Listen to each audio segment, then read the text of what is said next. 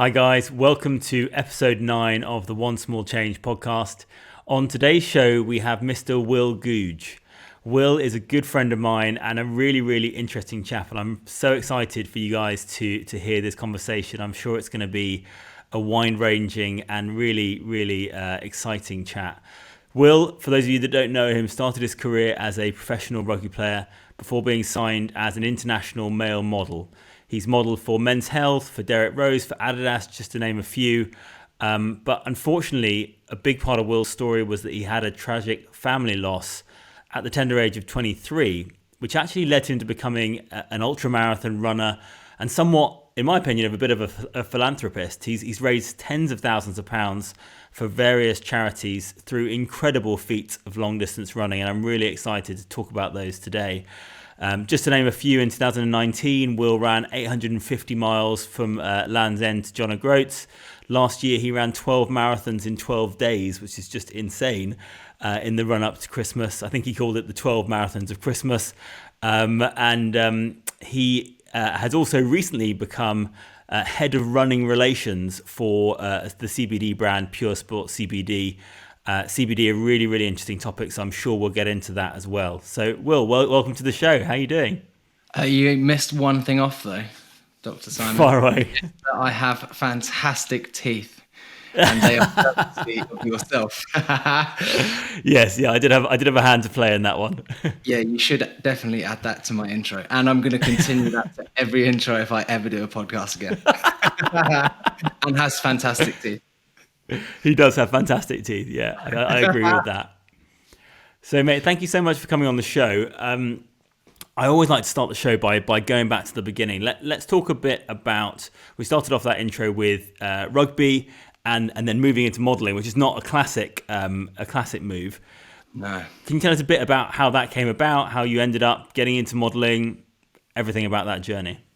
Yeah, the funny thing was my first jobs came through rugby. So it was that initial transition was I think I got messaged on Instagram from Canterbury's account. So it was my first modelling gig ever was to do a rugby shoot, which makes total sense because I was a rugby player. And then from there, because I picked up a couple of shoots from that, just like test shoots with photographers that were interested. I had friends that also played rugby, so there was actually 3 of us signed for the same agency that played in the same team. 2 of my closest friends, they're both called Elliot. One has 1 T, one has 2 T's, so that's how I differentiate them. But both great guys, and we all they were signed before me to, it was W, which was like a real sports modelling agency. So we were all signed and then kind of went from there. While I was still playing rugby, I ended up getting signed in New York and LA as well. So it was a real weird change. Not that I was it wasn't ever like my bread and butter. It was never like 7 times a week or 5 days a week, whatever. But yeah, it was interesting that on Tuesdays and Thursdays or whatever, I'll be training, and then I might have a game on Saturday, roughing it around with the lads, having some beers afterwards, and then might be at Fashion Week like the day after. Yeah. Like it was insane, but I really liked all of that put together. It was cool. And is it something that you're passionate about? Are you? I know you love your trainers. Are you passionate about fashion in general? Is it one of your key things in life? I do really love fashion. I wish I had some more dinero to spend on it, to be honest. But no, it's something I've always liked. I've always liked to dress well. I've always been interested in clothing brands, designers, or whatever. So it was cool to kind of occupy that world with something I was always interested in, and kind of be working in it. So yeah, it was great. Awesome. And what have some of your personal highlights been of your modelling career so far?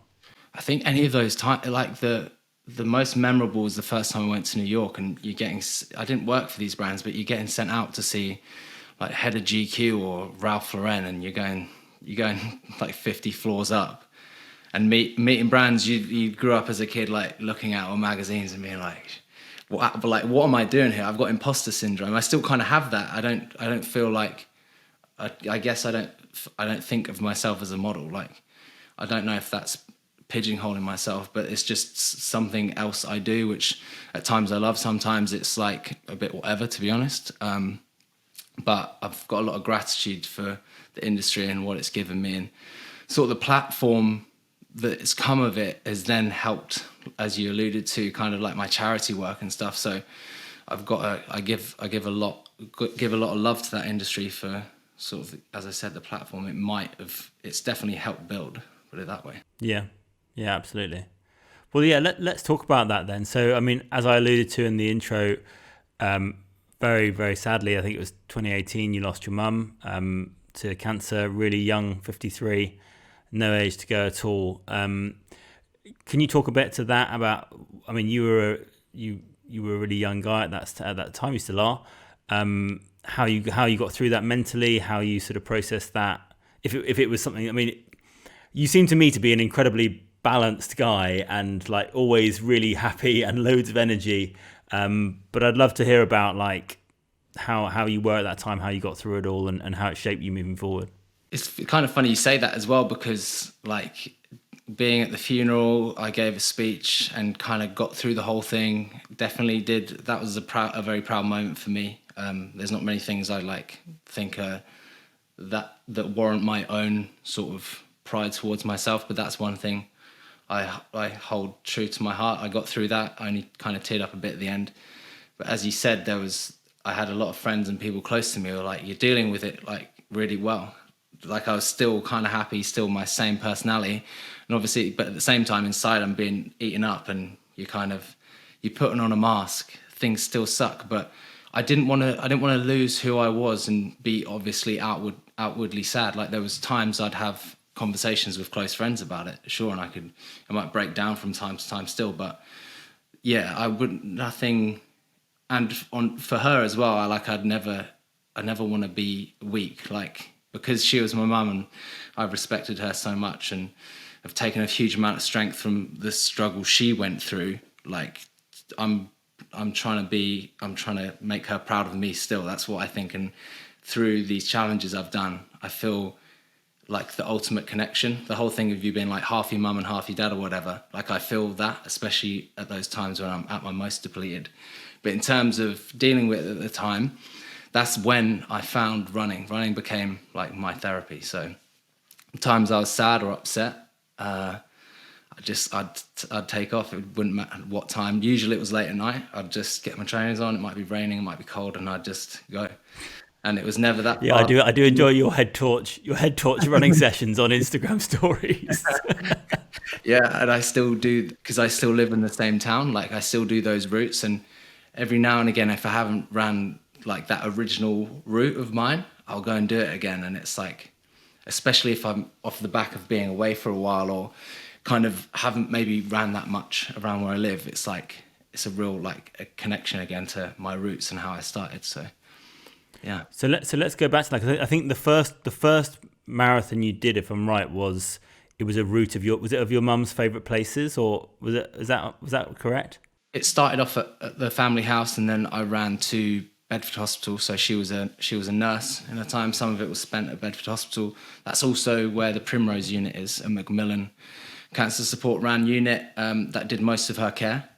So that obviously ties into a lot of it. And then I went to Bedford Hospital. There's South Wing and North Wing. She was born in the North Wing, so I ran there. And then to the first pub that her mum and dad lived in when she was born. The Swan at Bromham, ran there, and then like to her first house after that, and then made my way back to Ampsall, the hometown, and went to all the houses we lived in growing up.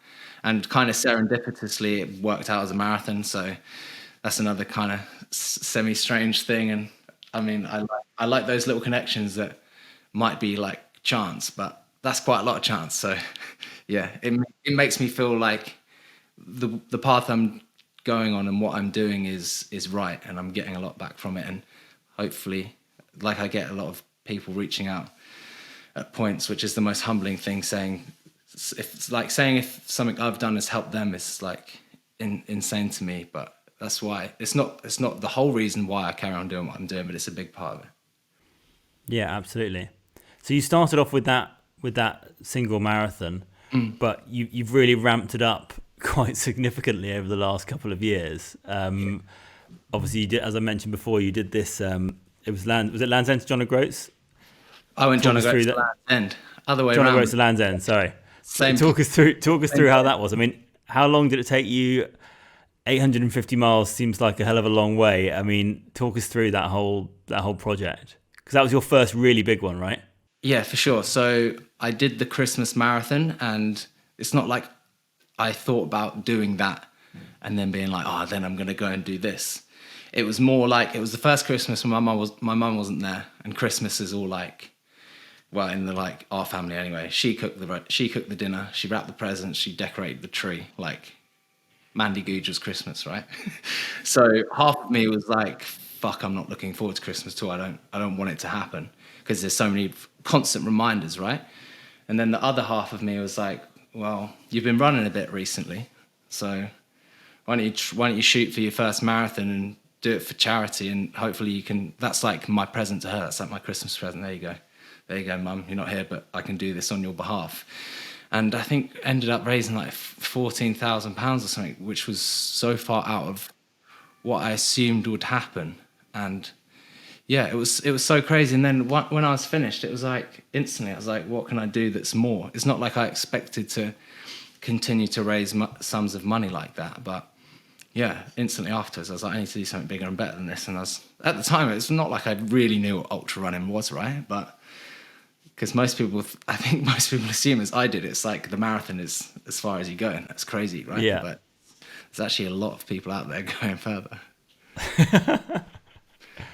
And so, I mean, how long did the 850 miles take you? Was it a big project? I mean, it must have been organisationally quite substantial, I imagine. I'm Mr. Wing It, by the way. So I owe a lot to two particular people, not just like family, friends, and like my dad and my brother, but two guys. One guy, Robbie Belenga, he's from the US, and another guy, Josh Warner.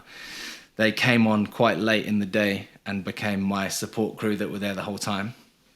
So the mileage took me 16 days to do it. So it was an average of 55 a day, quite aggressive. And I'd ran my marathon 8 months prior.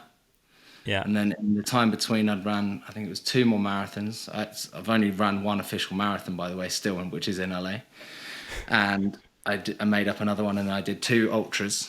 So never after those distances did I then run the next day. I was totally toast. Yeah. So it was like so unknown. The first day I think I did 63 miles. And then it's like go to bed, and it's like the next day is like shit's getting real. You haven't done this before. You've done 63 miles before once, but oh my God. welcome to day 2. So in terms of like organizing it, this is like my favorite story that I know of, and it's mine, about social media and how it can be like a real source of good. Another time I was in LA, I went to this cryotherapy place. I love all this like recovery tech or what's new. Like I'm into it. We'll come on to that later for sure. yeah, we can. I'll talk about it all day. I was there, and the guy there was like, you should follow this guy, Robbie. He's running across America, because he knew what I was doing. I was like, yes, I absolutely should. Like, that's insane. That's way further than what I'm about to do, but sure, I'll tune in. So I followed him from day 7 to day 45 when he finished. And watched him like a hawk, and I was so invested. Like, I'm not that impressed meeting like famous people. I just take them for who they are. I don't care. Isn't like a negative. It's just like, I take you for who you are. It doesn't faze you. I'm not that impressed unless you've done something crazy. So Robbie, to me, is like probably a 12-year-old girl seeing Justin Bieber when he had the whatever the bulb. For me, I was like, this guy's insane, because I was so invested into what he was doing. Messaged him like a week after he finished. Said, can you jump on a call? It kind of explained my story and what I was doing. He was like, yep, totally fine. Had a call, went really well. And because I was going to LA, so my ex-girlfriend lived there. That's why I was going back and forth so much, by the way. I was like, on the off chance, I was like, you're in Denver. Like, would you be up for if I flew over just to do like a training run, and we can hang out? I'll buy you dinner, whatever. He was like, yeah, sure, come. So went to meet him. He picked me up straight from the airport. I got off of 2 flights, so I flew to LA, and then I think it was like 9 p.m. Went back to the apartment, and then I was back at LAX at 4 a.m. So I basically hadn't slept really dehydrated. I don't really like airplane food, so I wasn't eating a lot. Get to Denver. He drives us straight to Boulder, which is at altitude, by the way. Really beautiful part of the world, Boulder, Yeah. Boulder, Colorado, insane. And he takes me on a 10-mile trail run from 5,000 feet to 6,000 feet. And I'm there like, I nearly passed out a lot of times. I didn't even have a water bottle with me. So this is Wing It Will at his best. Classic. At his best. I'm like, what am I doing here? Running with this guy. And then we got on real well, went for dinner, and then went back to his place, and he showed me his Excel spreadsheets. He had a spreadsheet for a spreadsheet. Like his fiance's mum is like super detailed. They had calories of each serving of every product he'd have. It was jokes. And I was there like, I have none. I have absolutely none. I don't have a spreadsheet. Yeah. I have a map. I have a Google map that I made. That's it. And that evening he was like, I think I'm going to come help you do yours. And I was like, pardon? What do you mean? He was like, yeah, I'm going to come help you do yours. I just need to ask my fiance because I've recently been running quite a lot. Okay, kind of like, that's like a bold thing to say out loud, but his reasoning for it was he just had someone, so a guy helped him run across, like it's his runner, a guy called Elliot, who kind of strangely, again, like serendipitously, he's a guy from Essex, an English guy. So an English guy Really? helped him go across America, and he was like, hey, I'm Paying it back. I'm indebted here, so I'm gonna give it back. So yeah, he flew over and helped me for the whole time. And then Josh, like a real close family friend, he does like events managing and marketing. He called me, I think it was 3 weeks before, and he listed off like a bunch of questions like, have you done this? It's like, nah. Have you done this? Nah. Have you done this? Nah. And that went on. And I was like, and he goes, like big deep breath. He was like, all right, I'll come help you too. And then I just had like the supreme team. It was great. A running coach and an administrative guy. And they seriously put mileage in themselves, and they were always up before me and went to bed after me. So if you think it's just like the athlete in this thing or the person doing the challenge, you're wrong. Like I'm doing ultra running, they're doing ultra assisting and like clocking. Some of them, like Robbie would do like an ultra marathon one day and then again the next day. Like he wasn't doing all the miles with me, but some days he'd do 50 miles. The next day he might do 26, then he'll do 30. And he's up before me and after me, and like doing everything other than wiping my ass, basically, is what my team was there to do. Yeah. So amazing. Yeah. And I mean, let's talk a bit about the mindset behind it. Like obviously you've mentioned your driving force being that connection with your mum and everything, but you must get to times where you lose that mindset, or is it just not something that's within your remit? Are you just so driven that it's always there? Half of it was like, when you say you're going to do this kind of thing, especially when Wing It Will says it and hasn't trained and has done nothing close to what a challenge is, I never doubted that I'd finish. Like I wanted to do it in 14 days originally. That was a long shot. And I'm like stoked I did it in 16. Like, so that's cool. But I never doubted that I was going to finish. Like I said I was going to do it. And the only way I was going to finish was by getting to Landsend. There was no two ways about it. And the other thing, which is like more of a driving force, was like, you may think seeing what I did showed strength, or you might think I'm inspiring or whatever. But to me, seeing my mum go through cancer and knowing what that entails, and even in a small way, like I never went to her chemotherapy. I didn't even know until, I don't know, after she passed away that chemotherapy isn't radiotherapy. Like I assumed you just went in the machine and not that you hooked up to something. Like that's how naive I was. But the way she handled herself through the whole thing, she had cancer twice before. The first time we didn't know. Well, we weren't told because we were young.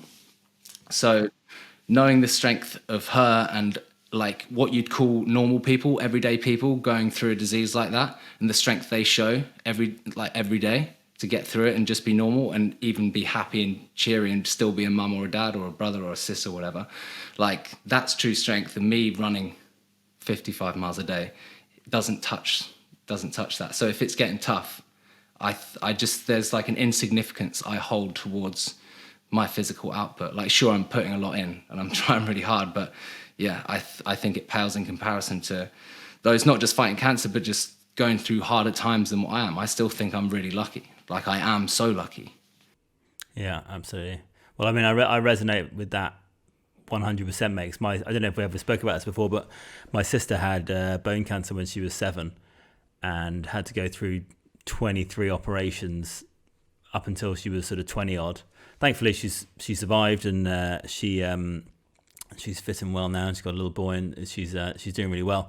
But yeah, she was 6 months in hospital, chemo, radio, surgery, metal prosthesis, all the full works. So yeah, I fully resonate with that that strength that people go through, and it's so common. I mean, 1 in 2, 1 in 3 people now suffering with cancer.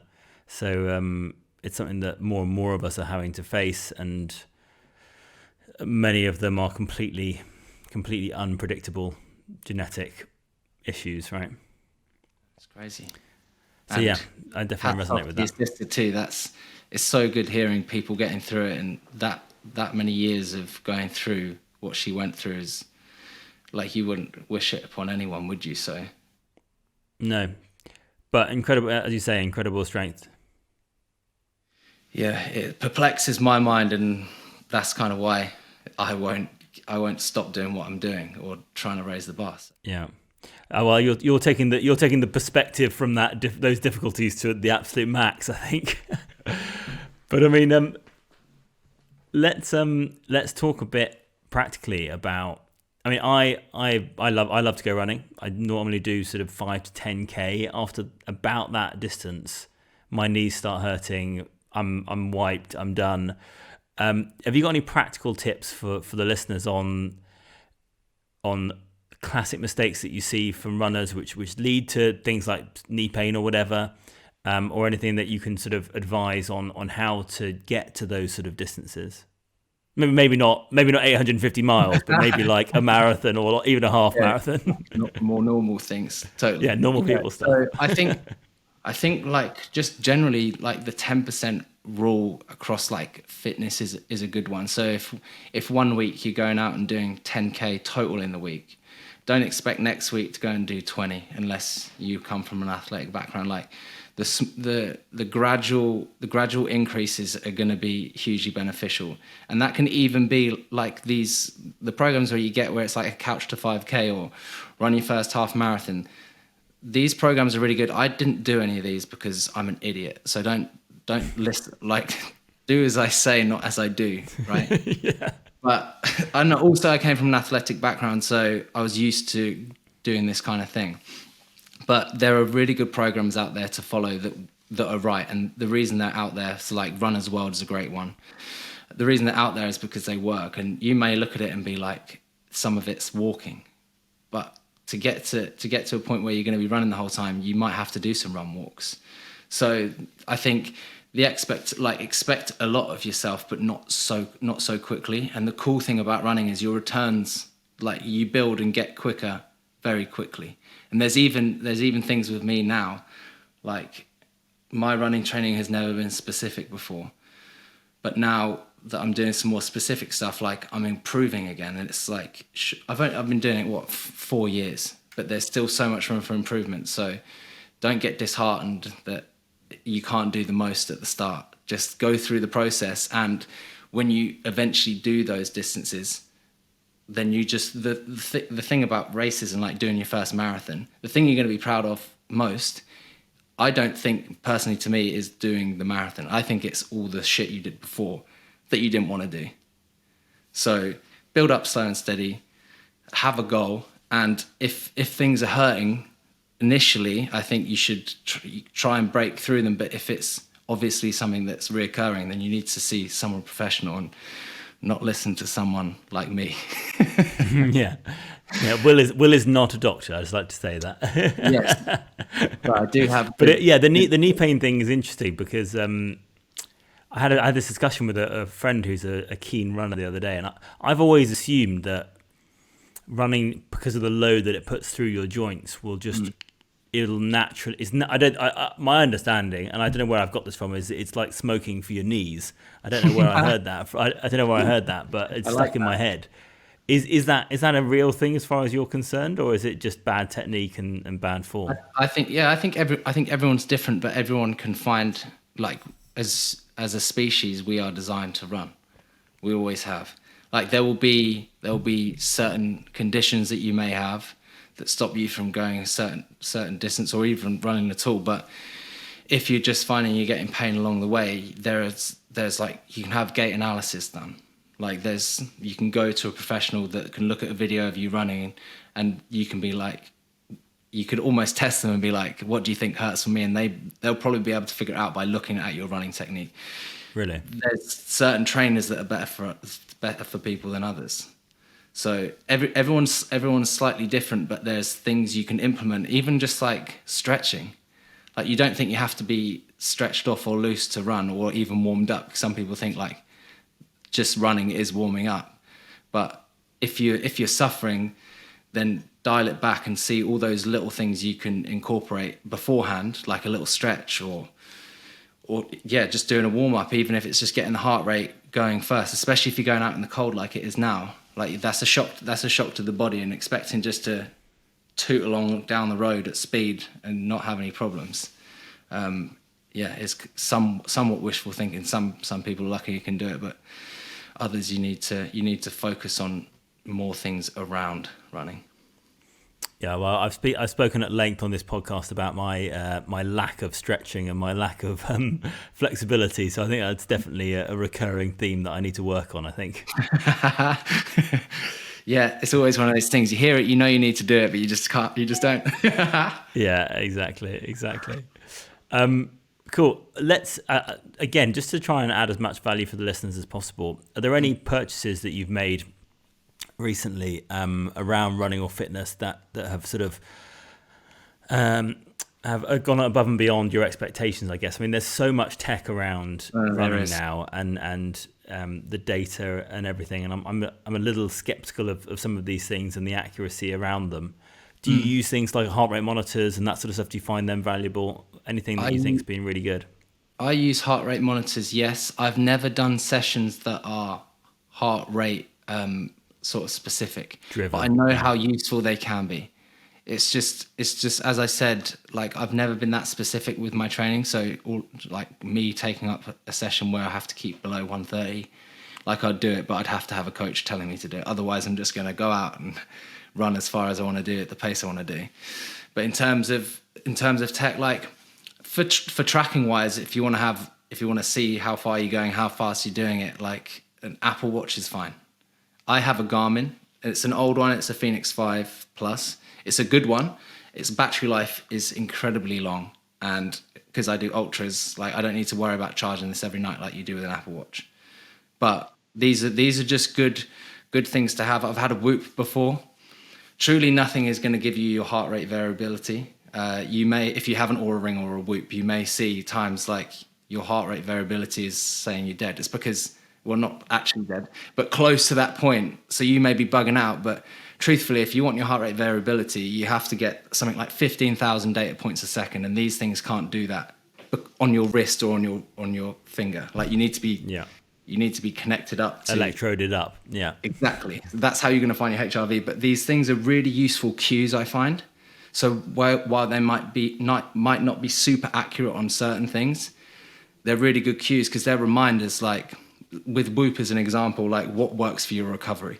You might know that looking at a screen late at night and eating late is bad for your sleep, but having a little reminder and having something actionable that shows you that may make you do that, or read before bed, or taking CBD helps you sleep when you do it. Like, this trackable data is great.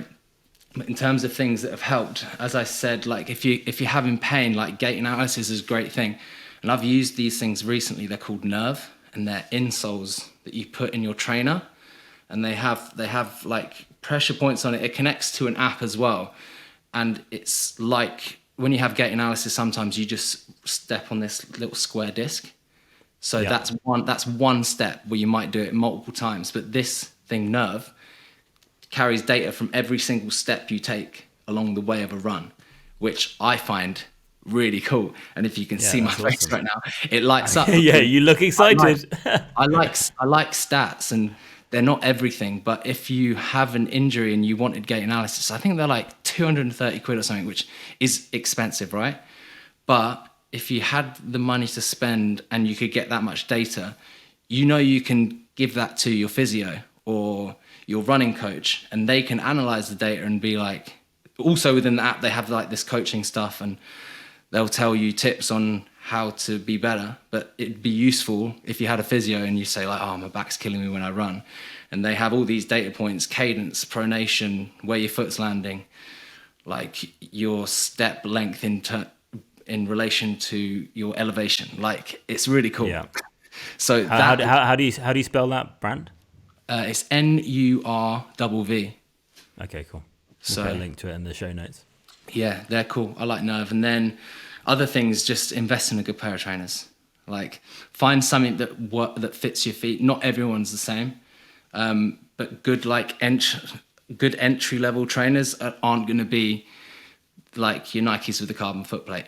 They look sick and they're fast, but they're probably going to hurt your feet. Like, there's the new Invincible, which is probably my favorite shoe to come out in the last 2 years, and that's over the Alpha. Is that the one we were talking about before the show? Yeah. The one that you've influenced me to buy. Yeah, that shoe is great. And So what was it? What was the full name of the shoe? It's the Nike. Nike Zoom X Invincible. Okay, And sweet. it's Nike's shoe that's aimed at reducing injuries. So it's the most amount of Zoom X foam, which the Zoom X foams, I sound like a shoe expert now. I like shoes. The Zoom X foam is what's put into the Kipchoge. I'll say that. Maybe people will know what that is. This shoe, this green shoe here. I don't know what that is. That's the Alpha Fly. That's the one that Kipchoge ran under 2 hours a marathon in. Oh, okay, cool. So the sole on that is Zoom X, and it's very good. It soaks up a lot of tension, and the Invincible has the most amount in it. It's kind of wide at the bottom, so it's aimed at injury reduction, and it's got a hell of a lot of miles in it. And for someone that has a high mileage, like, it's my training shoe. I'm not going to go and do a fast 5K in it or a marathon, but like training runs, and if I do an ultra on the road, like, that's going to be my shoe. So good pair of shoes. It's going to save my knees. That's definitely an investment for me. I'll use that as an excuse as why I need more trainers to my wife anyway.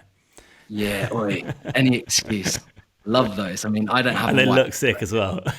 Yeah, they look good. And then the other thing is like percussive technology. So be that your Hyperice or Theragun, or I know there's a lot of other versions of it. Like, I love those things. When I did joggle, I used one every 6 miles. So that's how I split up my days. I'd do 6 miles. And I mean, as I said to you before the talk, again, you influenced me to buy one of these Theraguns. And I mean, I love it, but I haven't done any research on how to use it correctly. How do you tend to use them? For me, I will use it normally before stretching. Like, I like to wake up. I don't do this every day, so don't think I'm like some Zen monk that gets up and does the same thing every day. Like, I have days off and I'm an idiot, and sometimes I don't do anything. So let's get that out there first. But sometimes I'll wake up, and it's a good general tool, because it increases blood flow to the area. So that's good for reducing inflammation. It's good for warming up. It's basically good for anything. So I use it before stretching, and then you can use it after stretching, or before you go on a run. If you have a problem area or a place that's real tight, IT bands, whatever, you can use it for that. And it's just a good way of like loosening up the area. It's like getting a deep tissue massage, but you have it in your hand, and you don't have to pay someone 40 quid an hour to do it. So if you use it, then the investment's worth it. They're quite pricey. I know they have different versions of it, don't they? That's like the Pro is like 400-500, and then they've got some that are less. But it kind of does the same thing. I think the higher price point you get, it's either going to be like a quieter one, going to come with more attachments, or is going to be like slightly more powerful. But yeah, they can do the same sort of thing. So yeah, I guess I could talk about more tech, but I think that's enough. Yeah, no, those are 3 great things for me to go and blow some money on now. I mean, we talked a bit about recovery there, but let's talk a bit more about it, because I know it's a big passion of yours, and sort of focusing on things to help with recovery. Let's talk a bit about cryotherapy. Is that something that you spent quite a lot of time doing? Is it something that I you used rate? to when the world was open. Yeah, indeed. Yeah. Yeah, I loved it. Like I like the whole like Wim Hof breathing techniques. It's not like I do them that much, but like hot cold shock therapy, I think is valuable. I've done all kinds of crazy shit in the past. There's a guy called Ben Greenfield who's like, I don't know, the Yoda of recovery tech and trialing things. So I get a lot of like ideas from him. But cryotherapy is something that's come up a lot, and when you see, I don't know, like the people that win the Super Bowl, like all these people are doing it every week and it's improved their recovery, like I'm interested. So I can't speak too much on the science on cryotherapy. I'm not going to try and spin any yarns about it. I liked it when I did it, and it's one of those things when I went to it, you were told like you need to do this a lot, otherwise there's no point in coming. And have you found that it's improved your recovery? Because I mean, recovery must be such a massive thing for you, though. I mean, with doing, for example, 55 miles a day, like, was your routine just Theragun and Yeah. CBD, or what was it all about? The terrible thing at the start, and this is going to be awful for you to hear because you're intelligent and you're a doctor, and it's also going to be terrible for anyone to hear that knows anything about codeine. But I was taking that for the first 9 days. This is actually how I found Codeine. Yeah, this is how I found puresport CBD, who I now have a very great relationship with and I work for. Yeah, I was taking codeine, and what is even worse from this story was it was prescribed to my mum. So I'm on the run, and very naively, you look at the outside of the packet, it says may cause drowsiness, and what that reads to my idiot brain at the time is I'm gonna be tired anyway. Like it's just a painkiller. I'm gonna be in pain. I'm gonna be tired anyway. May cause drowsiness is not something I need to be concerned about. Boy, was I wrong. So yeah, it nearly derailed the whole challenge, to be honest. I started off well and it got bad quickly. I had some days where the mileage might have been a bit more, but it was like 63, 55, 50, and then I think, or it might have even dropped down to 33, which was my worst day. I think that was day 4. And then it went up a bit to like 42, but nothing near the mileage I needed to do it in 2 weeks, or even probably at that point 3 weeks. It totally clouded me. I mean, I listen to enough rap music, man. Like, I know the word codeine comes up a lot, and they're talking about fucking mixing it with lemonade and getting high. And I was still like, nah, bro, that's not real. And it was. I redefined runner's high basically for myself. I was hallucinating a lot. I totally lost who I was. Like you'd say, like I'm quite a nice, cheerful, happy person. For the most part, I am. During that challenge, obviously, it's a different state of mind because it's in like a pressure cooker the whole time. Like I'm on a deadline. I'm in extreme amount of pain. Like my fuse was short, which I've apologized to Josh and Robbie probably 1,000 times since. I think they've accepted it, but yeah, at times I just wasn't myself, and I was hallucinating. Like one night I was on my own in the dark, and there was this telephone box. It looked like there was 3 of them, and I was like looking at it, and it looked like it was full of people like stuck up against the glass, and people were moving, and I was like, what the hell is going on? But still like walking on. And I would try, and I didn't sleep much for the first 9 days. Like I was in a transit van. My brother very passionately made me like what's it called? Like the frame for a bed. So I put a mattress in it. I had a single bed mattress, luxury, right? And I'd toss and turn all night because half of it was because I was in so much pain I couldn't sleep. Like, you think the opposite's going to happen, right? You're like, wow, ran for 16, 18 hours today. Like, boy, I can't wait. Sleep well tonight. Nah, your body's like your central nervous system is haywired because it's like, what's going on? Please stop. But all your systems are firing, right? So I wasn't sleeping, and taking codeine was not helping at all. I'd wake up in the morning, Robbie came in every morning. Hey, bud, got your muesli, got your porridge, got your coffee. He did that every morning. And actually, when we got down to Landsend, he obviously just when he slept for like 12 hours. So I went down to breakfast and I went up to his room, opened the door because I had a key. I was like, "Hey, bud, got your muesli, got your coffee." And at first he was like, shh, like scared, because that's what he got woke up by every day on his transcon. So, Yeah. and then he laughed his ass off, but I digressed. Yeah, I'd wake up in the morning and I'd either think that I did a good job or a bad job, which for someone that wasn't moving in any direction makes absolutely zero sense. So terrible idea. And one of my best friends played at Bedford Blues, and his friend from the team, a guy called Grayson Hart, he started puresport CBD, and Dean, my best friend, he'd told him what I was doing. He was like, "Oh, maybe you can get him out some CBD, like to help him out." And he was like, "Yeah, sure." So they'd sent some up. I hadn't really taken it.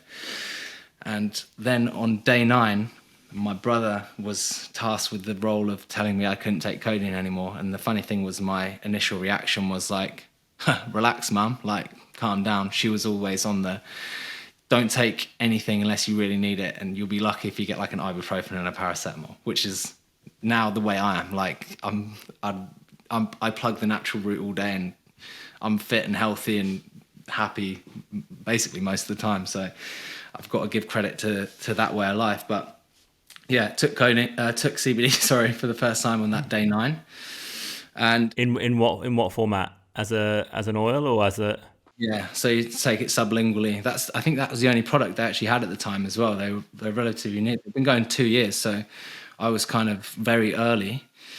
And then the next morning, in the film that was made as well, it's really interesting. But so my brother's friends with Sir Alistair Cook, the cricket player, and as like a surprise, he came up and ran a day with me, which was totally insane. Like, you think someone of that caliber coming to run, and he did. He ran an ultra marathon with me. But to come and run with me as professional, I was like, okay, thanks first and foremost. But yeah, insane. So he woke me up, and then the team came in to give me my muesli and coffee. And initially they were really worried. They were like, "Will, you look really tired." And obviously I'd been having a bit of a rough time. They were like, "Do you want to like go back to sleep and have like the morning off and we'll crack on at noon?" And I was like, instantly like light bulb moment, like phew, like my eyes opened.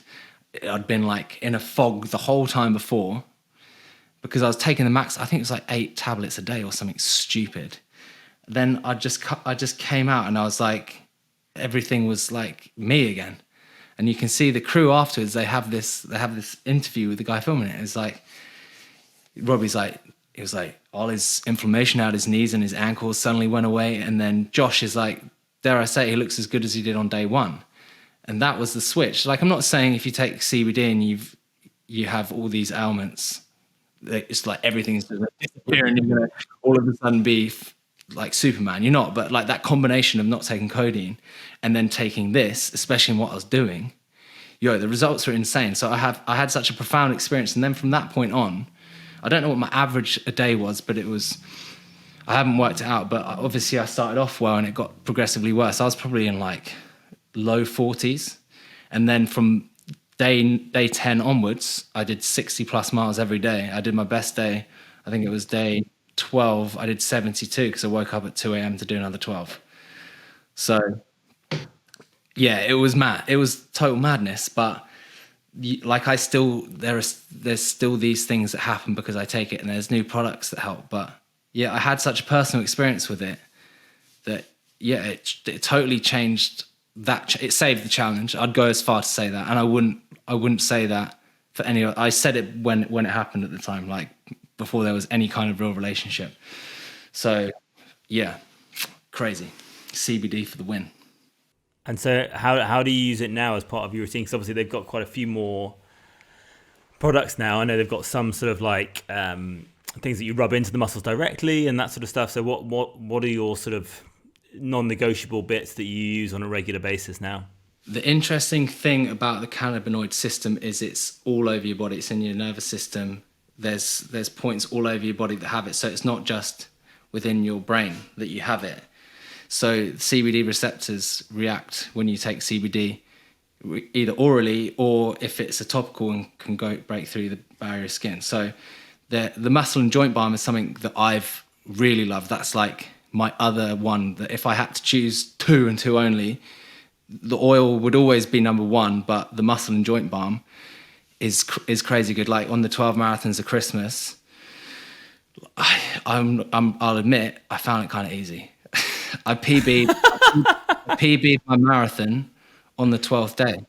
On the final day on Christmas Day, I did a PB, and it had the most elevation in it, which doesn't make much sense. But I genuinely think it's a combination of these products, and that one is something that gives instant relief to an area of like pain or inflammation and then sustains it. And there's interesting things that you can do with it. Like I was infusing it into my bath.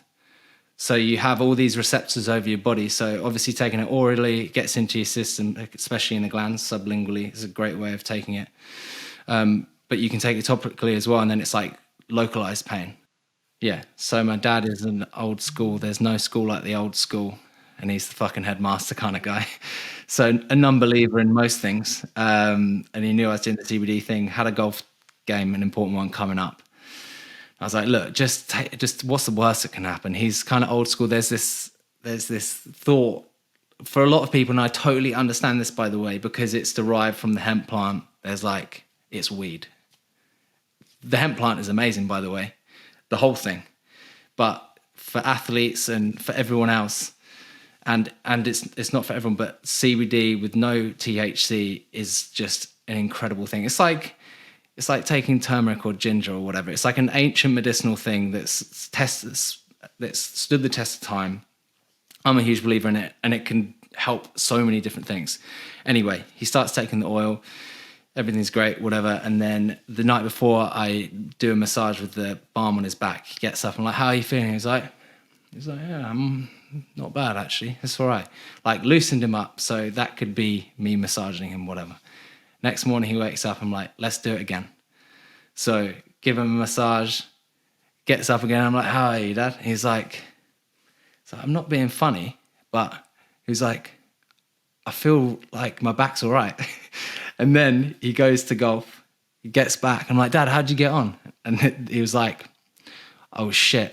And I was like, oh, no, did your back flare up again? He was like, no, my back was absolutely fine. Just my golf was shit. So it's like if he used it and believed in it, then basically anyone can. Okay, so we've talked a lot about recovery, the tech you're using, how you're implementing CPD into your recovery. One thing that we haven't talked about so far is another thing that most people would view as being a key part of fitness, and I guess would drive that recovery and would drive your performance, which is nutrition. Do you have any key rules around nutrition, things that work for you really well, things that don't work for you? Any key principles there? For me and what I do, like I'll say off the bat, I eat everything. I'm not saying I'm pescatarian, plant-based, vegan, whatever, but when I do these endurance challenges or I'm in a heavy training block, being plant-based helps me massively, like with energy levels, with recovery. Really? Robbie ran across America for plant-based advocacy. So when he was coming on board, he advised me basically. He wasn't one of these pushy vegans. I don't think being pushy in anything is good. I don't think saying this works for everyone is a good thing, other than maybe water or oxygen, right? So he was like, I did it this way. Meat and dairy is an inflammatory, which I knew anyway. He was like, I don't care if you eat a steak like a few days before you start, and the first thing you do after crossing the line is eat fish and chips, whatever. He's like, I don't care, but consider it, because he's like, just try it for a week, see how you feel. And I felt like my energy levels were far more sustained. I feel like I perform better. A lot of the times when I do my best, like trainings or races, is when I've had a period of being vegan or plant-based. So that's one thing for me that works. But I'm such like a foodie, and I love people and culture that I'm not, I'd never say never, but I'm not sure that I would adopt that full time. Just because, I'll give you an example, like if you invited me around for dinner and you'd made a roast or anything, basically, if you made anything, because Are you asking for an invite? maybe that. This is how I get them. I tell that story, and then just wait.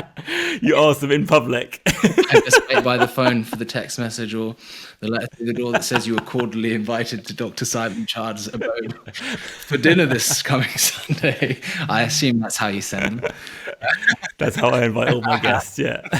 In the West Wing, we'll be eating. But yeah, like if someone cooks for me, like I think that's like showing love. So there's no way that, like, if you made that roast dinner and I came around, I'm not going to be like, oh, sorry, I'm only eating vegan tonight.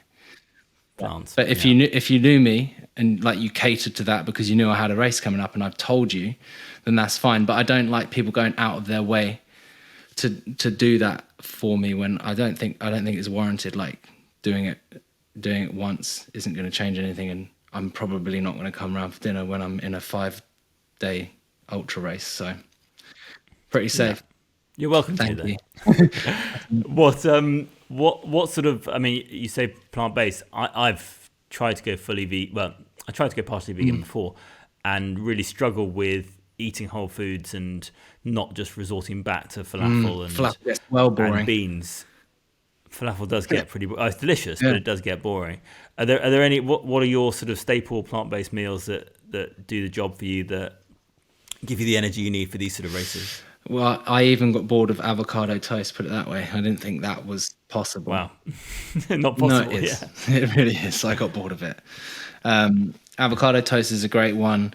I like cooking in general, so I kind of like I like the challenge of coming up with things that are plant-based. So like an easy go-to for me is a vegan chili. Like all you have to do is put some more veg in it or put sweet potato in and take out the mince. That's the only thing you have to substitute.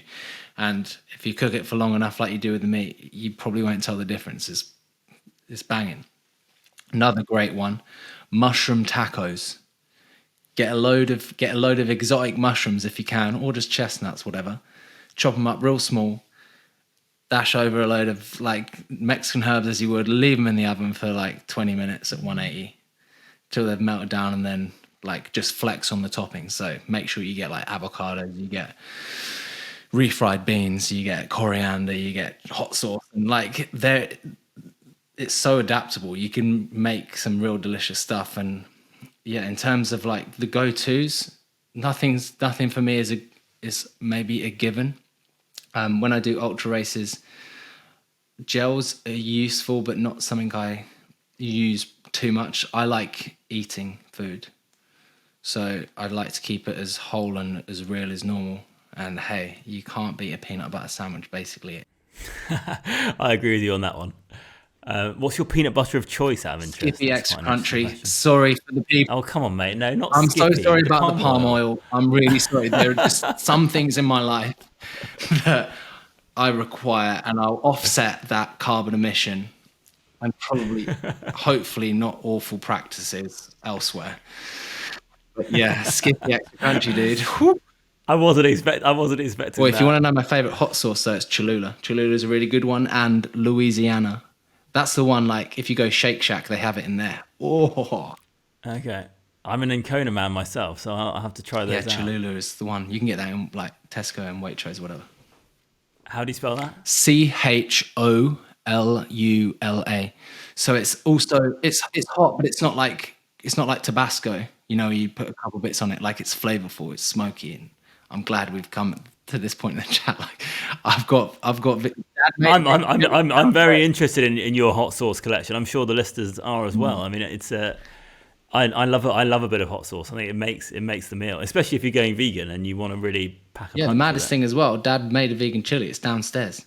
Like that's how much of an effect it had. Like me doing that. Like again, I say the old school guy. He's started making like vegan food. I'm like, and even though he's not and I'm not currently, he'll do it, and I'm like, that's pretty cool. Like even just like these little changes, it's like one of the best things about being plant-based, other than how it increased my athletic performance, is like it's nice at the end of the day to know that nothing's died for you to eat it, or like your carbon footprint's slightly less, or there's been less water used or whatever. So Yeah, I think just if everyone does a little bit, then like the amount it helps just the planet in general is insane. So yeah. That's why we call the podcast One Small Change. Nice. Okay, cool. Let's finish up with a bit of rapid fire, and then we'll wrap up the chat. So I'll just go through these really quickly. You can answer them in as many words as you want to. Feel free to go into detail, but I just feel they give quite a lot of value. So, do you have a current favorite podcast? I've got a few. Far away. I really like Modern Wisdom. That's with Chris Williamson. That's a good one. I really like The Power Hour with Adrian London. And obviously you can say Joe Rogan for entertainment stuff, but like I referenced him earlier, Ben Greenfield, if you want to know, like he's right. I'm going to say this. He's a loser. And I mean that as the biggest compliment you can imagine. That just means he's so tuned into what he's doing. Yeah. He knows everything about anything like nutrition, recovery, working out. So he's like my go-to that gets me excited. You can trust what he says in essence. 100%. I'll check him out for sure. That sounds right up my street. Ben Greenfield Fitness Podcast or something, I don't know. And he's got like one of those intros is like, "Welcome to the Ben Greenfield Podcast." That's why I say it. It's like, those dudes like, I like Lord of the Rings, but that kind of guy that just knows a lot of stuff. I think he's so cool, but like the loser thing, don't take that as a disservice. It's a bad thing, yeah. It's a compliment in a strange way. It's like saying something thick. But it's good. Okay, nice. Do you have a favorite quote that you tend to fall back on in life? I like if you want to go fast, go alone. If you want to go far, go together. Yeah, I love that one. Yeah, I think more people in the world need to listen to that quote. Yeah, like for me, community is everything. I went from like being the lonely runner, like doing everything on my own, like sorting out my own problems, and then like knowing there's a community there. Like that's sometimes the first step that people need to do something new. Like know there's people there that you can share it with. Yeah, so, absolutely. Yeah, I'm all about like collaborating. I'm all about being open. It's a cool thing about the running community as well. It's like people want to share things. There's a lot of parts of the world that are shut off and like won't tell you their secrets, won't tell you you're doing. But like the whole, especially in ultra running, it's like people want to help you because we need help. We all need help. Shared pain, right? Shared pain. So yeah, okay, that's nice. What are you most grateful for right now? It's probably still been my family are close, so I still get to see them. Like I can go around to my grandma's for coffee through the window club, I call it. Still see my grandpa. So we have a small family, but they're all close. So I'm hugely grateful for that, and just being able to get outside still. Like I remember during the first lockdown thinking how awful it would be if you were like in an apartment block and you weren't allowed to go outside. Like it's insane. So yeah, difficult certainly. Now you mentioned before that you're a bit of a foodie. If I had to challenge you to your favourite meal, would you be able to decide on that easily? Peanut butter sandwich, is it? Or hell no. Hell no. It depends what mood I'm in, but I mean, you can't. I think one thing I really, really appreciate is being by the sea and eating some seafood for me. There's an immense amount of pleasure in that, like, or just being somewhere where something has been produced. So yeah, some kind of fresh seafood by the sea. Yeah. Take that. I'm imagining myself on the Amalfi Coast right now. Don't talk about that. And then finally, a bit of a lateral one, but do you have a favourite character in a movie or TV show? Yeah, I do. Absolutely. It's an easy one. Ari Gold from Entourage. Classic. Great. You seen Entourage? Yeah, I love Entourage. Seen every episode, watched the movie. The movie was awful, but the series is great. I just love that guy. So yeah, easy one for me. Brilliant. Love it. Okay, and finally, the question that I asked to all of the guests on the show: what's the one small change that you've made in your life that you wish you made earlier? Ooh, big one. One small change. I think presence is a huge thing, and I'm not saying that that's something that I do practice often, but more recently, like I think we spend a lot of our times either looking back at what we were, what we were doing, if we were happy, and you have like a skewed view. Like you might think you were in better shape like 3 months ago, and then you might be like, if I change what I'm doing now, I'm going to be this in this amount of time. But there's an immense amount of pleasure if you can figure out how to be present in things. And they can be little things, even like, I don't know, brushing your teeth. Sometimes it's not like it's going to be enjoyable. I actually don't know why I said that, but it makes sense. It makes sense as a dentist, yeah. But you can take small amounts of pleasure out of everything if you're present in the moment doing it, and you can appreciate it. Like you saw how my teeth were before I saw you. Well, when I first came to you, horrendous, gum disease, the lot. And like I've gone completely the other way where I'm flossing, I'm using TPs every day.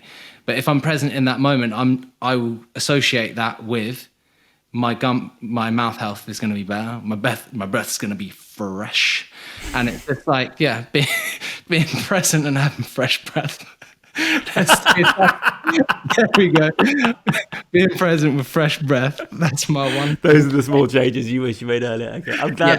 I'm glad we went full circle with your smile and then came back to the teeth at the end. It's so on brand for me. Yeah, we did it. We nailed it. Brilliant. All right, mate. Well, thank you so much for your time. Really, really enjoyed the chat. You've definitely inspired me to get my running shoes back on. I admittedly have got far too into my Peloton over the last few months, and my running shoes have stayed firmly in the cupboard. So I do like the bike though. Yeah, it is good. I know you doesn't have to be running, as long as you're moving or doing something that's like capturing your imagination. I always say, like, if you don't like doing fitness things, then if you find something artistic that like transcends you into something that makes you better, then choose that. Yeah. So you don't have to run. You don't have to run ultras to be happy. I probably won't start on that, but I would love to set myself the challenge of doing a marathon one day. I'm down for training you or doing it with you if you wanted to, by the way. Legend, that'd be awesome. Okay, challenge accepted. I've just agreed to that on my own podcast. Yeah, and you said it out loud. Shit, you can't. No, I've definitely got to do it as well. I'm going to call you out if you cut this out. You're going to be inundated. Yeah. All right. I'll agree to it. Nice. Brilliant. All right. Well, thanks for your time, mate. Catch you next time. Thank you, Dr. Simon. Appreciate it. Bye, mate.